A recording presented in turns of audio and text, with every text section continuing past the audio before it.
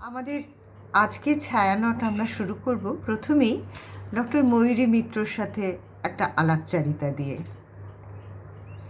ময়ূরীর কোনো অন্য পরিচয়ের প্রয়োজন নেই, তবুও ডক্টর ময়ূরী মিত্র সম্পূর্ণ একটি নাট্য ব্যক্তিত্ব, কিন্তু তার আরেকটি পরিচয় আছে, শ্রী শ্রীযুক্ত মনোজ মিত্রর কন্যা। মনোজ মিত্রর কাছে বাংলা থিয়েটার অত্যন্ত ঋণী। আমার প্রথম প্রশ্ন, আচ্ছা, আমরা দেখেছি যে বিশেষ করে ভারতবর্ষে নাটক সবসময় মানুষের প্রতিবাদের ভাষা হয়ে ওঠে, এটা তোমার কেন বলে মনে হয়? নমস্কার। দ্য সিয়ারি নাট্য সংস্থা আয়োজিত প্রথম অনলাইন নাট্যমেলা ছায়ানটকে আমার সঙ্গে আজকে যিনি প্রশ্ন উত্তরের উল্টো পিঠে বসেছেন তিনি আমার প্রণম্য দিদি সুচিতা রায়চৌধুরী। শুধু থিয়েটার শিল্পী নন, বাংলাদেশের অনেক গুরুত্বপূর্ণ চলচ্চিত্রে, অনেক গুরুত্বপূর্ণ চরিত্রে, অনেক গুরুত্বপূর্ণ অভিনয় তার আমরা পেয়েছি। প্রথম প্রশ্ন ছিল সুচিতাদি তোমার, ভারতবর্ষের নাটক চিরকাল প্রতিবাদের ভাষা হয়ে দাঁড়িয়েছে। নাট্য বিষয়ের ক্ষেত্রে এই প্রতিবাদের ভাষা, অর্থাৎ শাসক শোষক শ্রেণীর বিরুদ্ধে শোষিতর হয়ে যে প্রতিবাদ, যেটা কিনা প্রতিবাদী নাটকের মূল কাঠামো বা চরিত্র বা প্রকৃতি বা প্রক্রিয়া যাই বলো না কেন, সেটা হয়তো প্রাক স্বাধীনতা যুগে, ব্রিটিশ যুগে শুরু হয়ে গিয়েছিল। নীলদর্পণ থেকে যদি আমরা শুরু করি, সমাজ ভাবনার সূত্রপাত আর একটু আগে হয়েছে, কুলীন কুল সর্বস্ব থেকেই আমরা মোটামুটি ধরি। ইতিহাস কতভাবে ধরি এই ধরাটার মধ্যে বিতর্ক থাকতে পারে, কিন্তু আমরা এটা ধরি। কিন্তু সামগ্রিকভাবে ভারতবর্ষের থিয়েটারে প্রতিবাদী চরিত্রটা আসে এবং কৃষক শ্রমিক এরা বাংলাদেশের নাট্যধারায়, ভারতের নাট্যধারায় সরাসরিভাবে সমস্যা হিসাবে বা সাবজেক্ট হিসাবে যুক্ত হয়ে যান, কিন্তু স্বাধীনতার ঠিক আগে গণনাট্য আন্দোলনের মধ্যে দিয়ে 1944 সালটাল। এই সময় যে সমস্ত নাটককাররা নাটক লিখছিলেন এবং যে সমস্ত নাট্যশিল্পীরা সেই নাটকে অভিনয় করছিলেন, মঞ্চ নির্মাণ করছিলেন, নানান নেপথ্য কাজগুলো করছিলেন, কেউ আলো দিচ্ছিলেন, এই সবার মধ্যে কিন্তু একটা গণতান্ত্রিক চেতনা, সমস্ত মানুষের সমস্যা নিয়ে, ক্ষুধাক্লিষ্ট মানুষের সমস্যা নিয়েই আমরা থিয়েটার করব, আমরা এর বাইরে থিয়েটারটা করব না, আমরা এমন কোনো থিয়েটার করব না যার মধ্যে অভিজাত মানুষের কথাবার্তা আসে। সে তো প্রাক স্বাধীনতা যুগে থিয়েটার চর্চা যখন ইউরোপের সঙ্গে পাল্লা দিয়ে,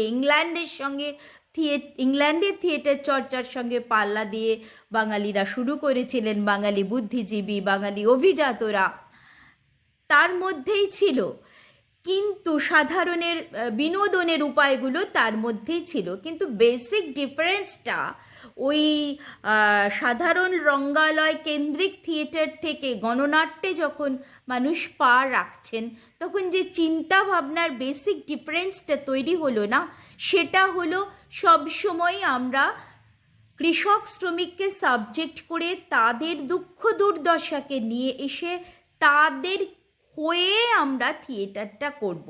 আমাদের থিয়েটারের প্রাথমিক শর্ত হবে কিন্তু এদেরকে তুলে ধরা, এই কৃষক শ্রমিক দরিদ্র সর্বহারা প্রান্তিক যে ভাষায় তুমি এটাকে অভিহিত করো না কেন, তাদের তুলে ধরা, তাদেরকে নিয়ে টেক্সট তৈরি করা এবং সেটাকে প্রতিফলিত করা মঞ্চে।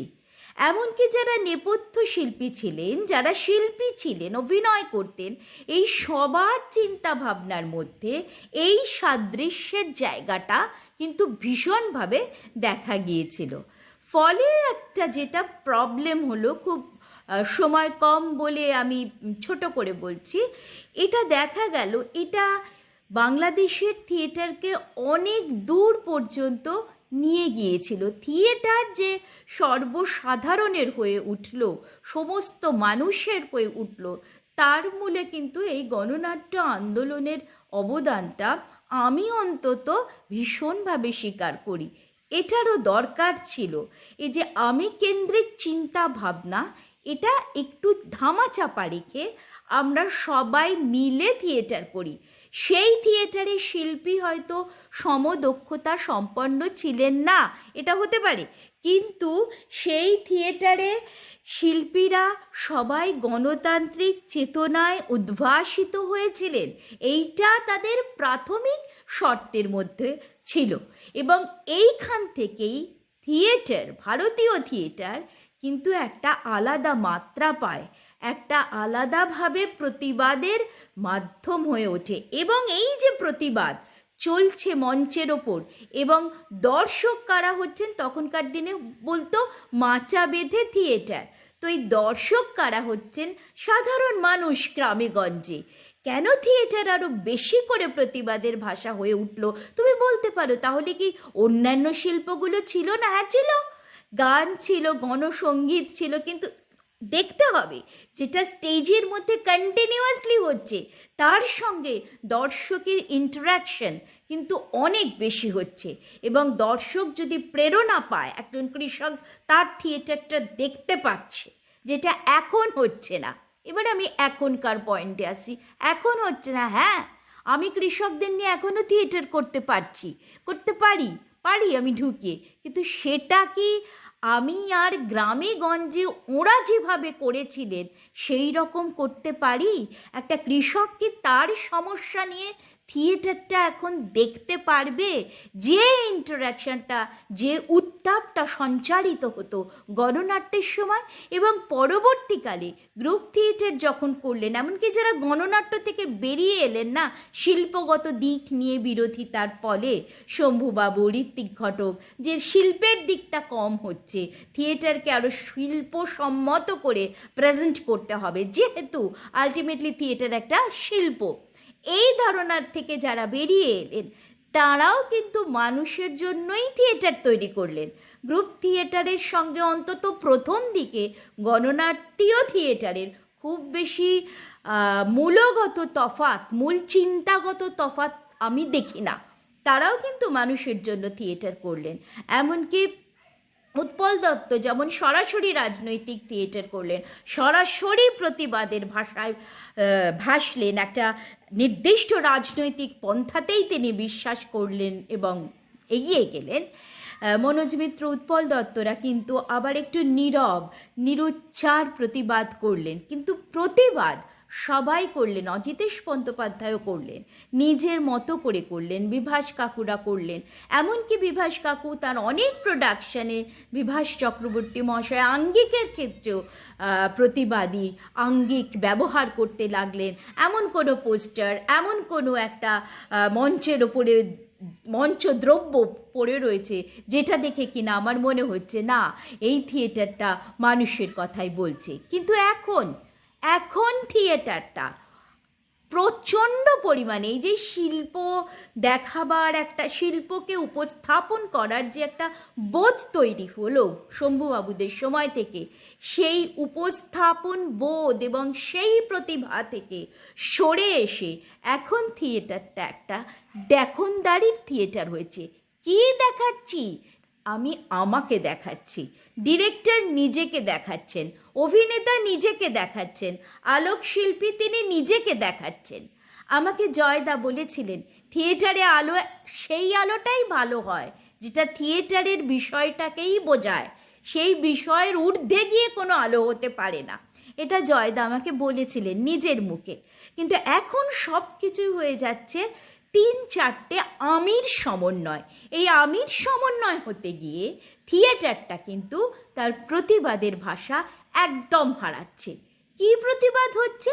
আমাকে কিছু একটা প্রতিবাদ করতে হবে শোষকের বিরুদ্ধে, যাতে কি না সেই প্রতিবাদের কায়দা করা ভাষাগুলো দেখে আমার হলটা পরিপূর্ণ হয়। কারা আমার দর্শক হচ্ছেন? সেই কৃষক, সেই শ্রমিক, সেই কলের মজুররা কি আমার থিয়েটারে নিজেকে একাত্ম বোধ করছেন? এই বোধটা সরে গিয়ে এখন প্রতিবাদটা কি হচ্ছে? আচ্ছা, আমি যেটা ঠিক আমাদের তৃণমূল সরকার আসার আগে যে একটা নতুন ঘরানা শুরু হলো, যে আমি সিপিএম বামপন্থী গভর্নমেন্টের বিরুদ্ধে বলবো, এমনভাবে বলছে, লোক চমকে টমকে যাচ্ছে। কিন্তু আলটিমেটলি সেই থিয়েটারটা যাদের নিয়ে বলা হলো, তারা কি জানলো তাদের জন্যেই থিয়েটারটা করা হয়েছে? কারণ আমরা মননেই সেই চেতনাটা হারিয়ে ফেলেছি, যে সাধারণ মানুষকে দর্শক ভেবে তাকে আরাধ্য করে থিয়েটার করতে হবে। প্রতিবাদ মানে শুধু শাসকের বিরুদ্ধে কতগুলো গাল ভরা সংলাপ আমি কখনো সাজিয়ে দেব না। আমার প্রতিবাদের বিষয় খুঁজতে হবে, ইস্যু খুঁজতে হবে, কোন জায়গায় সাধারণ মানুষটা ক্ষতিগ্রস্ত হচ্ছে, কৃষক ক্ষতিগ্রস্ত হচ্ছে, শ্রমিক কোথায় খেতে পাচ্ছে না, কে সুইসাইড করছে, সেই জায়গাগুলোকে আমায় একাত্ম হয়ে, আমায় ভাবনা করে বের করতে হবে। দ্যাট উইল বি প্রপার প্রতিবাদী থিয়েটার, যেটা তুমি মিন করছো, যেটা এক সময় ইয়েস ভারতবর্ষে খুব সচেতনভাবে এবং খুব যত্ন করে শুরু হয়েছিল, সেটা আজকে কতগুলো আমির সংস্পর্শে, কতগুলো আমির সংযোগ হলো, তখন চেতনার হতো। হ্যাঁ, পরিচালকের সঙ্গে অভিনেতার এদের এইভাবে আমি যেটা বলছি। আর এখন কতগুলো আমি অভিনেতা দেখাচ্ছেন আমি অ্যাক্টিং করছি, পরিচালক দেখাচ্ছেন আমি বলছি শাসকের বিরুদ্ধে, in this language, in that way আমি বলে যাচ্ছি। কি বলছি আমি শেক্সপিয়ারকে ভেঙে টুকরো টুকরো করে ফেলছি।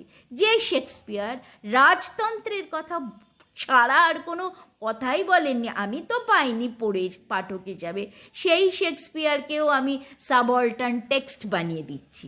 আমি এত কাণ্ড করছি, কিন্তু আমার দেশের কৃষক মরছে, আমার দেশে করোনা হবে ভেবে, চাকরি হারাবে ভেবে সুইসাইড করছে। কেন ইমাজিন সুচিতা দি যে অভাবে পড়বো ভেবে সুইসাইড করছে? সেগুলো থিয়েটারে আসছে না। এই পর্যন্ত আমার প্রথম প্রশ্নের উত্তর। আমার দ্বিতীয় প্রশ্ন, নাটক করে আমাদের দেশে টাকা রোজগার করা যায় না,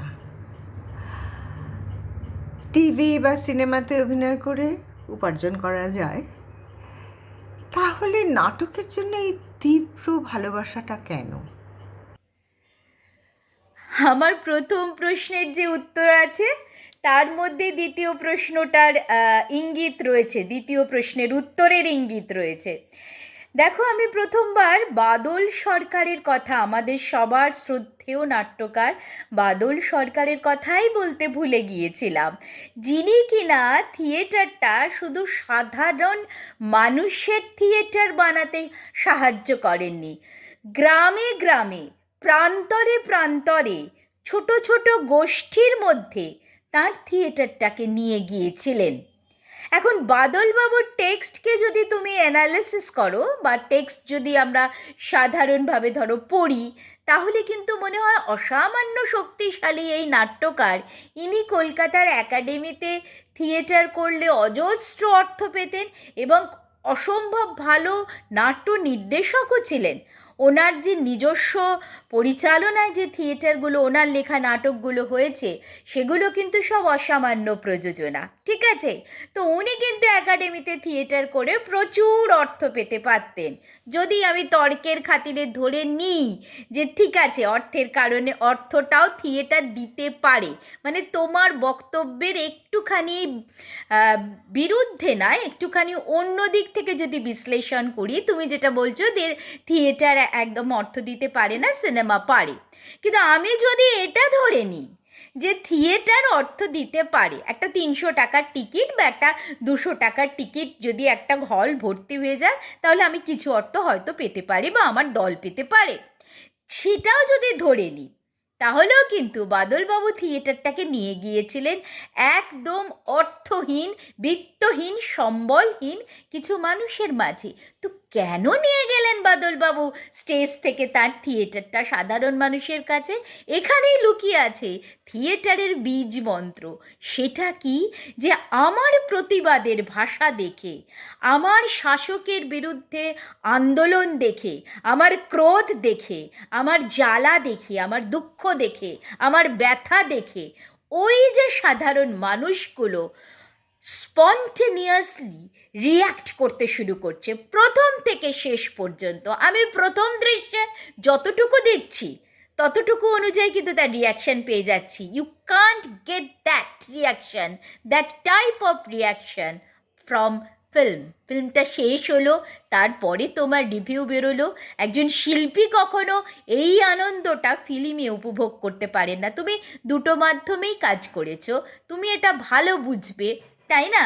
একজন ছবি আঁকছেন, ছবি যখন থেকে আঁকা শুরু করছেন তখন থেকে কি তিনি রিয়াকশন পাচ্ছেন না। কিন্তু ছবিটা কমপ্লিট হলো তখন থেকে। গানের ক্ষেত্রে, নাচের ক্ষেত্রে হয়েছে, উদয় শঙ্করের নাচের ক্ষেত্রে হয়েছে যে এমনভাবে মানে শুরু হচ্ছে, মধ্যপথে নৃত্যশিল্পী পৌঁছচ্ছেন, তখনই দর্শক একটা প্রচণ্ড উত্তেজনার তুঙ্গে উঠে গেছে যে এইবার কি হবে, এইবার কি হবে, কি হওয়া উচিত, আমার মন কি জানতে চাইছে, এই থিয়েটারটার কি ফলাফল হবে, শাসক জিতবে না শ্রমিক জিতবে, জিতলে সে কতটুকু জিতবে, কি পরিমাণে জিতবে, ওটাকে কি আমরা জেতা বলবো, নাকি আরও কিছু দীর্ঘ পথ তার চলার তৈরি করে দেবেন নাট্যকার বা নাট্যমঞ্চটি।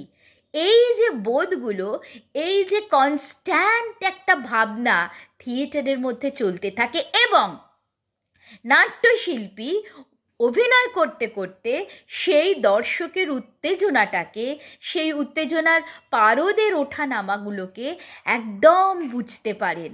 হ্যাঁ, খুব ভালো চিকিৎসক দেখবে আগেকার দিনে ব্রিটিশ আমলের চিকিৎসকরা রোগীর মাথার সামনে বসে থাকতো, বারবার পালস মাপতো, বারবার জ্বর মাপতো, এবং ওষুধে যখন একদম কনস্ট্যান্ট ফল হতো, ওর এরকম অনেক উপন্যাসে আছে, ওঠাপড়া করছে, টেম্পারেচার নেমে যাচ্ছে, রোগী সুস্থ হচ্ছে, এটা সারা রাত জেগে ডাক্তারটি দেখছেন যে তার রোগী সুস্থ হয়ে যাচ্ছে, তখন সে কিন্তু একটা ভীষণ ভীষণ একটা আত্মতৃপ্তির জায়গা সে চিকিৎসকের তৈরি হতো তখনকার দিনে। এরকম বহু চিকিৎসকের কথন পড়েছি। তো থিয়েটার শিল্পীর ব্যাপারটাও কিন্তু এই রকম, যে যারাই আমরা থিয়েটার করি বোধহয় অর্থটাকে প্রথম মুখ্য রেখে করি না। আমি আমার প্রজন্ম অবধি বলতে পারি দিদি, আমি পরেরটা বলতে পারবো না, কারণ পরে কিভাবে কি থিয়েটার হচ্ছে, তাদের ভেতরে কি বন্টন হচ্ছে, কিভাবে তারা এখন অনেক পেশাদার অভিনেতা বলবো না, থিয়েটারেরই অভিনেতা, একদম পেশাদার ভিত্তিতে এসে অভিনয় করছেন, চলে যাচ্ছেন। তার মূল থিয়েটার ইউনিটটার সঙ্গে কতটা মানসিক সংযোগ, বা দর্শকের সঙ্গে তো ডেফিনেটলি শিল্পী হিসেবে সংযোগ হবে, কিন্তু গ্রুপ থিয়েটার, যেটা থিয়েটার বলতে আমরা বুঝতাম পেশাদারি থিয়েটার পর যেটা গ্রুপ থিয়েটার, বা গণনাট্য থেকে গ্রুপ থিয়েটার, যেটা আমাদের থিয়েটার আমরা যেটাতে করি, তুমি বা আমি যেটাতে করি, আমি পেশাদার থিয়েটারকে খাটো বললাম না, সেখানেও কিন্তু এই এক জিনিস যে এনকোর বলছে যে গিরিশবাবু ওই অংশটা আবার করুন, বা থিয়েটারে একই থিয়েটার তখন ভীষণ, আমি পেশাদার থিয়েটারের কথা বলছি, দুটো মঞ্চে হতো, একই থিয়েটার, একই অশোক দুটো মঞ্চে নেমেছিল, একটা অশোক লিখেছিলেন ক্ষীরোদপ্রসাদ বিদ্যাবিনোদ, আর একটা গিরিশচন্দ্র, দুটো নেমেছিল। তো কোনটা বেটার, দুটোর দিকেরই দর্শক দেখছেন, আলোচনা করছেন, এই যে পালসগুলো নাট্যকারীরা তখন বুঝছেন, শিল্পীরা বুঝছেন, এই আজকে বিনোদিনী এই দিলেন, তো কুসুম কুমারী এই রকম করবেন, পরবর্তীকালে উনি চলে যাওয়ার পরে এই সমস্ত জিনিসগুলো আগেকার পেশাদার থিয়েটার বলো আর গ্রুপ থিয়েটার বলো, এই যে দর্শকের সাথে ইন্টারাকশনের একটা কন্টিনিউয়াস প্রসেস চলে, এবং দর্শককে আমি বুঝতে পারি, এবং দর্শক আমাকে বুঝতে পারছেন, সেটা আমি বুঝতে পারি, এটা আমার মনে হয় থিয়েটারের মূল আনন্দ। এটার জন্য অন্তত আমি থিয়েটার করি। অর্থলোভ কি আমার নেই দিদি? অর্থলোভও আছে। আমি তো অর্থের জন্যও কাজ করতে হয়। কিন্তু তুমি যদি বলো ভালো লাগা যা বা থিয়েটারটার প্রাণ কী, থিয়েটারের জোরের জায়গা কী, আমার কিন্তু মনে হয় এই যে দর্শককে আমি যা দেখাচ্ছি, আমি যদি একটা মেলা দেখাচ্ছি, আমি যেভাবে মেলাটাকে দেখাচ্ছি, মেলার ধারে নদীটাকে দেখাচ্ছি, এটা নাট্যকার দেবাশিস মজুমদার আমাকে বলেছিলেন। আমি শুধু মেলাও দেখাতে পারি, আবার শুধু মেলার ধার দিয়ে একটা নদী বাঁক নিয়ে চলে গেছে সেটাও দেখাতে পারি। তো নদী বাঁক নিয়ে দেখা মেলাটা কিন্তু দর্শকের বেশি মনে থাকবে, কারণ আমি দুটো জিনিস দেখিয়েছি। সে বুঝবে যে আচ্ছা ওই মেলাটা যেখানে একটা নদীর বাঁক দেখিয়েছিলেন, কিংবা ওই মেলাটা যেখানে একটা নদীর বাঁক দেখিয়েছিলেন, আবার একটা অসত্য গাছের ডাল সেই নদীর মধ্যে ঝরে পড়েছিল, সেই মেলাটা ওরকম একটা মেলা আমি দেখি তো আমার জীবনে একবার দেখতে যাব। তো এই যে জীবন এবং থিয়েটারকে বারবার মিলিয়ে ফেলা, এবং এটা সিনেমায় হয়, ডেফিনেটলি হয়, আমি কিন্তু একদম ডিসএগ্রি করছি না যে সিনেমায় হয় না, গানে হয় না, ছবিতে হয় না, কিন্তু থিয়েটারে কনস্ট্যান্ট হয়। থিয়েটারে প্রথম দৃশ্যের একটু পর থেকেই শুরু হয়, আমি ফিল করি, সেই জন্য আমার খুব ভালো লাগে। অনেক ধন্যবাদ ময়ূরী, আজকের এই বিশেষ সন্ধে আমাদের সঙ্গে থাকার জন্য।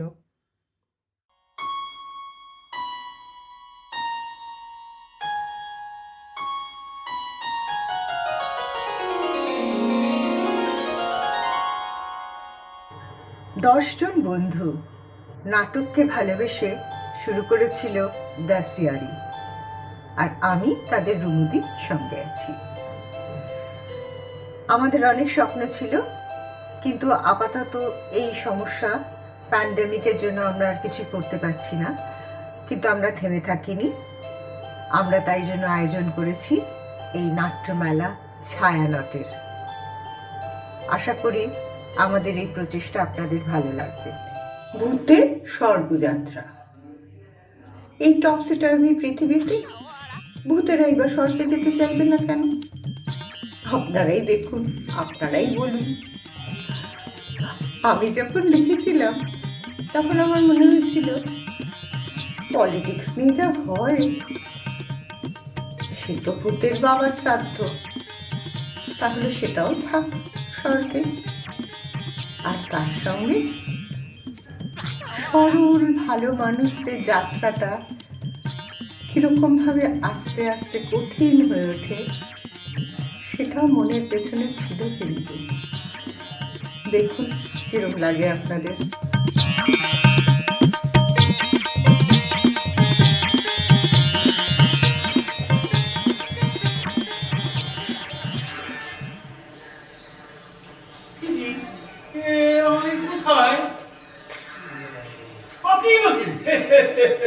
চিনতে পারলেন না তো? স্বাভাবিক, এখানে তো কেউ বারবার আসে না। মারা যাওয়ার পর এটাই হলো গিয়ে কিনা ফার্স্ট স্টপ। আমি মারা গেছি? সে কি করে, কবে? এই তো পুরো 50 বছর বয়স। এই তো সেদিন ইলেকশনের পর এ পার্টি ও পার্টি ক্যান্ডিডেট বেচাকেনা করে 2-4 পয়সা বানিয়েছি। এখন তো বসে ভোগ করবো, মরে গেলি হলো। তা আপনি বাকি? আমি হচ্ছে মধ্যগুপ্ত, বুঝলে? এই চিত্রগুপ্তটা না বড় বেশি দিন রাজত্ব চালাচ্ছে। এবার একটা ইলেকশনের খুব দরকার। স্বর্গীয় ইলেকশন? আরে দূর মশাই, এটা স্বর্গ কে বললো? এটা হচ্ছে গিয়ে কিনা লিম্বধাম, মানে বয়স্ক লোকেরা যাকে পিতৃধাম বলে আর কি। আমি পাওয়ারে এলেই না এই নামটাই চালু করে দেবো, স্বর্গ না নরক না, লিম্ব। কিন্তু বলুন তো মশাই, এই পাওয়ারটাও একা একা কেন ভোগ করবে? তাই আমাদের পার্টি মানে আমরা ঠিক করেছি একটা ইলেকশনের খুব দরকার। বাপ রে বাপ, তা তো বেশ হলো, কিন্তু সে আমার পাকা ধানে মনটা কেন? এইবার আমি বুঝতে পারছি। সেদিন এই বউকে দেখলাম ভেড়া করে খুব খাচ্ছে। সবে মাত্র ওই নেট থেকে শাড়ি গয়না ময়না কিনতে শুরু করেছিল, দিলেন তো আপনি সব পরোটা বাজিয়ে। সরি দাদা, কিন্তু ভোটে জেতাতে আপনার মতন কি আছে বলুন? তাই তো আপনাকে তোলা। তবে এবার ভেবেছিলাম ইলেকশনের পর না অপোজিশন থেকে একটা মোটা অফার আছে। সালা তার থেকেও যে এত বড় পলিসি হবে সে কি করে বুঝবো বোঝাই। হ্যাঁ, তো এখানে মরেই যখন গেছি আর এসেই গেছি, আপনাকে বলেছি একটু হেল্পই করে দিই। কিন্তু একটা সমস্যা আছে জানেন, এখানে তো আবার নোটের গল্প চলে না। আপনাকে জানাবে আমি কি পাবো? তা নেই, হ্যাঁ। তবে কি জানেন, এই যে এত লোক মারা যাচ্ছে, স্বর্গে যাওয়ার জন্য বিশাল লাইন। আচ্ছা, আমি পাওয়ারে এলেই না হ্যাঁ। সকলকে টপকে আপনাকে আগে নিয়ে যাব, তারপর তো মজাই মজা। স্বর্গের ঠান্ডা জায়গায় থাকবে, নরক দর্শনও করতে হবে। বলা যায় না, যমরাজার গাধা তো হয়ে যেতে পারে, তাহলে তো কথাই নেই, পারমানেন্ট স্বর্গ শুরু। তাহলে সব ক্লিয়ার করার আগে বুঝলেন না, আমাদের এই লাইনটাকে না একটু ভালো করে বুঝে নিতে হবে। আমি যে জানা কত বড় ওস্তাদ, হ্যাঁ, যে স্বর্গের ইলেকশনেও সেই আমারই রাগ করে।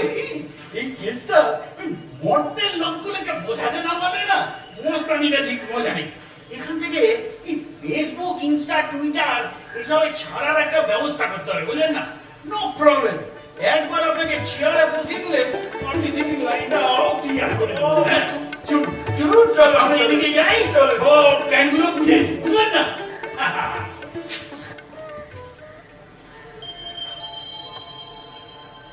আরে বস, পাশের বাড়ি মালবিকা দেবী না? সামনে দিকে তো আরো খাসা দেখতে। আপনি? আপনি আমায় দেখতে পাচ্ছেন? হ্যাঁ, এই, কেন? সে কি, আপনি আমার কথা শুনতেও পাচ্ছেন? হ্যাঁ, পাচ্ছি তো। কেন? কেন?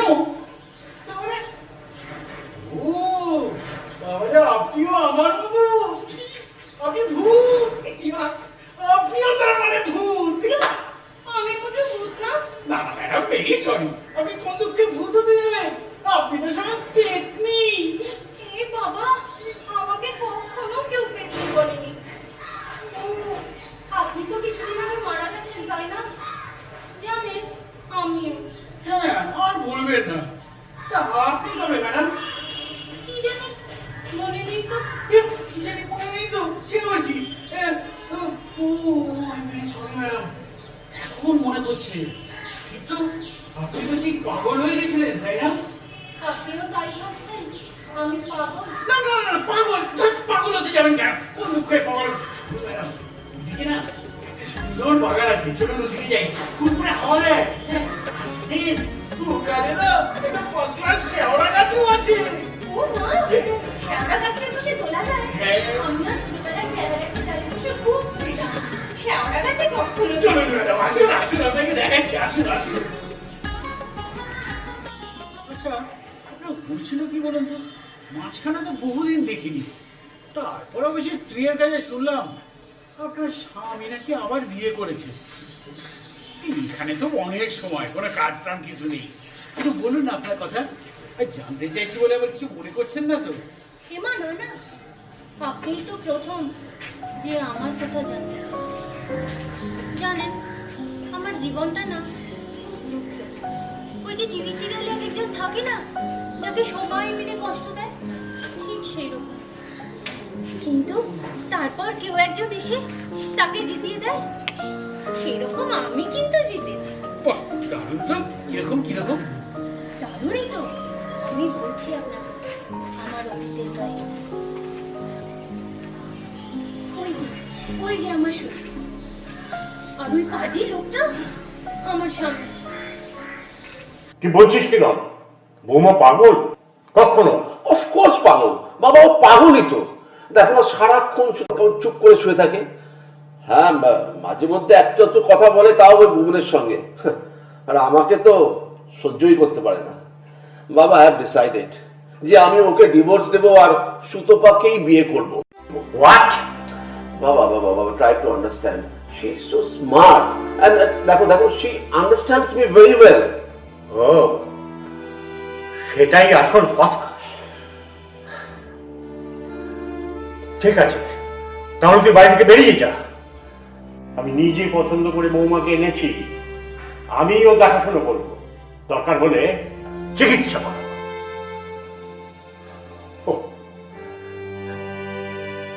এরকম একটা এরকম একটা নিষ্ঠুর লোক আমার ছেলে হতেই পারে না।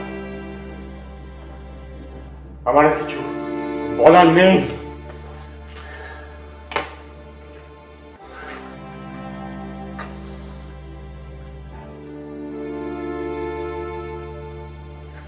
তুই কি ভেবেছিস আমি কিছু জানি না? সারাক্ষণ একটার পর একটা মেয়ের সাথে পাঠ করে বেড়াচ্ছিস বৌমার চোখের সামনে, আমি দেখতে শুনতে পাই না? আমার আর বলে কিছু লাভ নেই, কারণ তুমি যখন বিয়ে করতে যাচ্ছ। বাবা বাবা বাবা তুমি কি বলছো কি? তুমি একটা ওই বাইরের মেয়ের জন্য আমাকে মানে তোমার ছেলেকে বাড়ি থেকে তাড়িয়ে দিচ্ছ? সবাই যায় না, কিন্তু বাবা আমি বুবুনকে সঙ্গে নিয়ে যাব। বাইরের কেন হবে? ও আমার ঘরের মানুষ, আমার মেয়ে। তো ভাগ্য ভালো যে তোকে আমি এখনো এই সম্পত্তি থেকে কাটাক করিনি। তুমি ভুবনকে নিয়ে যাচ্ছ। হ্যাঁ, এই কথা সত্যি যে বৌমা এখন সারাক্ষণ ভুবনকে দেখতে পারে না। কিন্তু একটা কথা তুমি জেনে রাখো, যে বাড়ি কিন্তু আমি বৌমাকেই লিখে দিয়ে যাব, এটা আমার কর্তব্য। ওকে ওকে ঠিক আছে, দ্যাটস দ্যাট। সত্যিই খুব দুঃখের ঘটনা। আচ্ছা, আপনি তো মারা গেছেন, তাহলে আপনার বাড়ির ব্যবস্থা করতে নিশ্চয়ই আপনার ছেলে আর স্বামী আসবে। চলুন না, চলুন একবার গিয়ে দেখি ওখানে কি হচ্ছে। আমি যাব আপনার সাথে, কোনো ভয় নেই। চলুন ম্যাডাম। আপনি আর আমি? কি মজা! তাই তো, আমাদের তো কেউ দেখতেই পাবে না। চলুন চলুন। আমি বলছি, আপনি শুনুন, মহাভারতে আছে নরক যন্ত্রণা। যুধিষ্ঠিরকে যেতে হয়েছিল, পাণ্ডবদেরকেও। এই সময় কষ্ট, ওখানে ভীষণ গরম। না না, পুরোটাই বানালো গল্প, সম্পূর্ণটা ঢপ। ঢপ? ঢপ মানে কি? চলে ঢপ মানে জানো না ম্যাডাম? আরে ঢপ মানে চুক্তি। ও, ঢপ আর চুক্তি এক, বুঝেছি। কিন্তু একটা সমস্যা আছে জানেন, ওখানে গরম লাগলেও লাগতে পারে। বড় লোক হয়ে গেলে আজকাল ওই ঘরে ঘরে এসি লাগিয়ে আজকাল গরমটাও সারা বেশি লাগছে।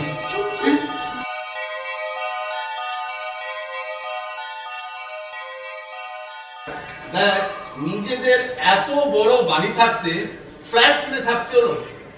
ইস, 20 বছরে বাড়িটার কি হাল হয়েছে। বাবা was such an emotional stupid fool. আরে আমি যখন তাকে ডিভোর্স দিয়েছি, এত বাড়াবাড়ি করার তো কোনো প্রয়োজনই ছিল না। দেখেছেন কি অসভ্য লোক, কিরকম কথাবার্তা, বাবাকে কিরকম করে বলছে। আচ্ছা, আমি তো ভয় দেখাই। দেখেন না এই গলাটা টিপেছি। বলে আমার ভয় পেয়েছি। আপনি ভয় পেতে গেলেন কেন? আমার ওকে যে বড্ড ভয় করতো। সে তো আপনি মরে যাওয়ার আগে, এখন তো আপনি ভূত। সত্যি ভূত হয়ে তাহলে কি লাভ হলো, যদি এখনো ভয় পাই? থাক না বাবা, প্লিজ। Past is past. তুমি বলছিলে না তোমার কি কাজ আছে? তুমি যাও, আমি একটু বাদে আসছি। ঠিক আছে, তা তুই এখানে একা একা কি করবি? একটু থাকি না, থাকতে ইচ্ছা করছে। ওকে, as you wish, বেটা। কি সুন্দর দেখতে হয়েছে না? হ্যাঁ, একদম লাল বিসমার্কের চেহারা। ও না না, সরি ম্যাডাম, লাগবে না। খুব সুন্দর চেহারা, খুব সুন্দর। আচ্ছা, আপনাদের মধ্যে কোনো বহুদিন যোগাযোগ নেই না?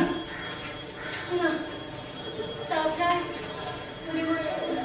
কিন্তু আমি তো যত জানি এই ডিভোর্স হয়ে গেলে সন্তানরা মায়ের কাছেই থাকে।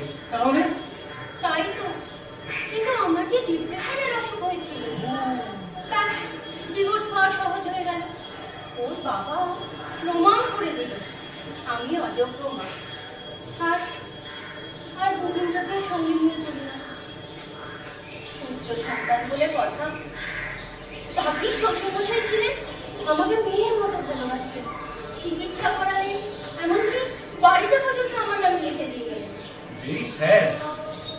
আমি একটা জিনিস বুঝতে পারছি না, আপনার মতো সুন্দরীকে ফেলে জাদু সব কথা ভাগ্যিস মারা গিয়েছিলাম বলে তাই তো ছেলেকে দেখতে পেলাম। হ্যাঁ, সেটাও একটা পয়েন্ট।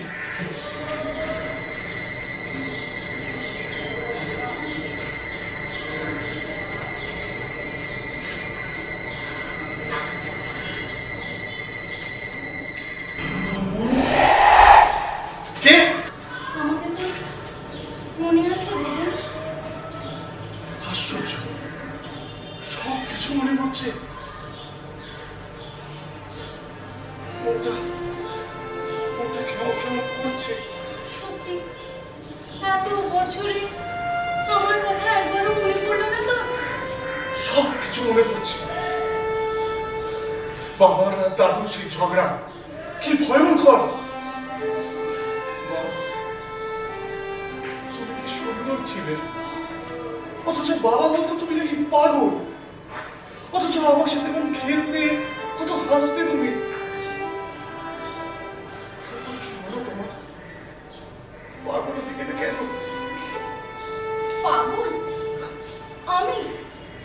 সারাক্ষণ আমার চোখের সামনে অন্য মহিলাকে নিয়ে উফ, তোমার গায়ের সেই মা মা গন্ধটা পেতাম না। শুধু চুপ করে শুয়ে থাকতে। এছাড়া বাবা, বেচারা বাবা। আমি পাগল ছিলাম না করা হলো? সত্যি বেচারা। তুমি কে বলেছিল পাগল হতে? এখনো আমার কথা ভাববে না। এছাড়া বাবা,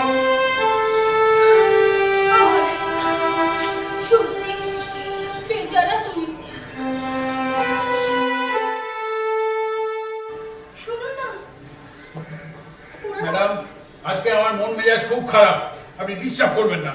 ওরা না আমার বাড়িটা ভেঙে দিচ্ছে। জানি তো, আপনার ছেলে তো বাড়ি বিক্রি করে বম্বে চলে গেছে। বুবুন চলে গেছে? চলুন, নিতে এলাম। চলুন দাদা, চলুন। আপনি না, ওনাকে আসতে বলুন। চিন্তালাম যে ভোটে কই, মনে পড়ছে না তো মোটে। সব সালা হারামি। না, আমি অন্তর্যামী। আপনি যে ওই পার্টিতে গিয়ে সাইন করেছেন সেটা জানি আমি। মালবিকা দেবী, আপনি স্বর্গগামী। ও মা, স্বর্গ? আমি? চলুন যাই। এই, আমি যাবো, আমি না, কি আমি তো? আমি যাবো বললাম না। না না, আমি যাবো, আমি। না, আমি যাবই। চলুন, পুষ্পকরাতের বাসি। আমি ভীষণ ভালোবাসি। বাই। চলুন যাই। আমার ভাগ্যে কিছুই নাই।